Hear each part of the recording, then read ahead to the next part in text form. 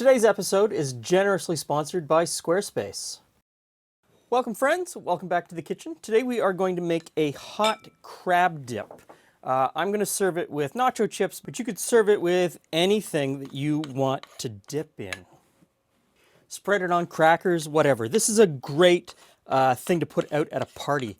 It's hot and it's delicious, and people might think that you worked really hard to make it, but it's really simple, and you just use canned crab, so it's not that expensive. In this bowl, I've got some cream cheese, some chopped up onion, and mayonnaise. I'm going to put in some chipotle pepper with the adobo sauce. So there's one pepper there that I've chopped up, and I've put in some adobo sauce as well. I've got a red pepper that I've diced up. You could use any color that you have or want. Color is totally up to you.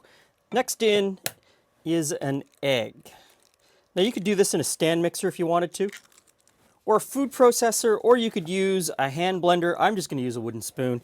Might take a little bit longer to do with a wooden spoon, but I sometimes take a lot of flack because I use equipment that a lot of people don't have, or some people don't have. And anything that I do with a fancy piece of equipment, you can do by hand. It just takes a little bit longer. So I'm going to mix this all together until it's nice and uniform and creamy. Now it's time for the crab meat. There's always this little bag inside the crab meat cans, so let's see if we can get it out. There we go. And the second one. Now, you could, if you wanted to, put in some beer. Somewhere between a half a cup, maybe a quarter to a half a cup of beer in this would be fantastic. And nothing too hoppy, because I find that after baking, the hops come forward and they're very pronounced, and it makes it taste bitter, and you don't want that. If you wanted to, but the same amount of white wine would go really well in this. About a half a cup of white wine. Both of those would sort of bring a little bit of extra flavor and sort of take it a little bit to the left. Tastes fantastic though. Now, let me just clean this up and we'll get it into the oven. Now you need an oven-proof dish, and we're going to bake it at 375 for 25 to 30 minutes until it's fully cooked through. It'll firm up a little bit, and it'll get nice and brown on the top. See you when it's cooked.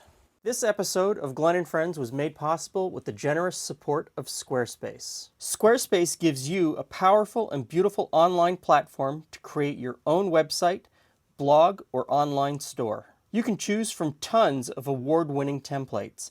Our own website is built on Squarespace. Maybe you've seen it. And if you don't have a domain, don't worry. You can buy one directly from Squarespace and get started right away. So go to squarespace.com/Glenn and Friends Cooking for a free trial and 10% off your first purchase. Thanks, Squarespace. I get the one that ran away. Dip. Dip. Is this for tonight's game? The Leafs might do well this season. Yay! Yes, so it is a cheesy chipotle crab dip. Oh, is it still super hot? Should I eat this? Is it too hot? Okay. It's just right. Okay. So this is, in effect, a savory cheesecake. Right? Because it's cream cheese and egg. Except just a little softer. That's the mayonnaise. So the mayonnaise keeps it from getting too stiff, which allows you to use it as a dip. I like it. It is very good. I'm going to have a bit of a problem with it. It's a little bit hot. I have a feeling like I'm not supposed to eat half of it. No, but very easily could steam through half of this in no time. And so once you've got that basic, you've got the piece of cream cheese and the one egg and that mayonnaise. Once you've got that formula, the flavorings you could layer in here are anything. You could put shrimp in if you wanted to. Yes, you could go onions and Ground beef. Well, there's onions in here, yeah. but you could put in ground beef. I mean, you could make it taco flavored. Yes, you could. You could make it a loose meat taco flavor. I mean, so.